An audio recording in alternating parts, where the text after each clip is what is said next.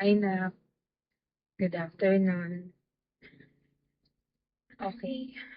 Gusto kong i-record tong video na to kasi gusto kong malaman mo kung ano yung feeling ni Mama pag gantong nervous and hindi easy kasi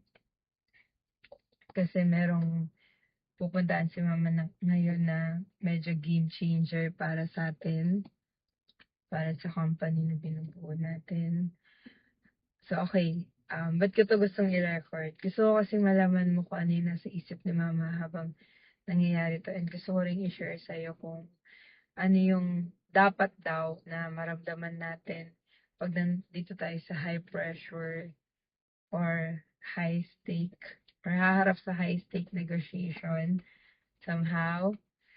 Um, so, basically, nakakaba, of course, kasi to give you a context, anak, um, merong proposal si Mama na pag tinanggap nila yon, this could be a game changer sa company natin kasi malaking project to.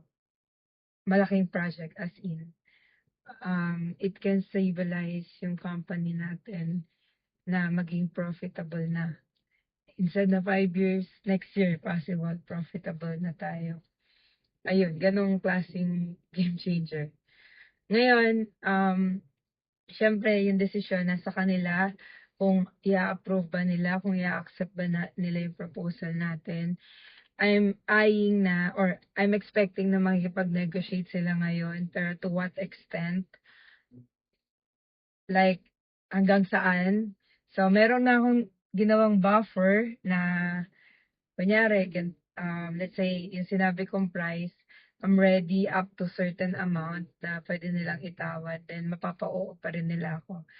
So, somehow, that's my happy line. Yung happy ako na okay pa din ako. Tapos, pero pag doon naman sila umuo sa first price ko, ay grabe, sobrang game changer nun. As in. So, gusto ko lang sabihin sa'yo, Nak, na before you put yourself in this kind of situation, ask yourself, ano yung mapapala mo dito sa negotiation na to or sa deal na to. Of course, there will be some money na involved na yun nga, tulad yung sabi ko, magiging profitable kagad na yung business natin. Pangalawa, magiging natin yung new set of networks, if ever, na itong mga taong to.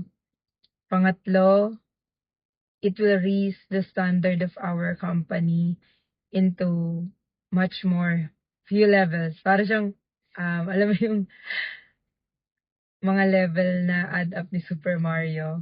May ganon. Or, sorry, mushroom pala yun. Alam mo yun? Affected yung isip ko. Pero anyway, ayun, para siyang ganon na feeling ko nagagets mo naman yung context.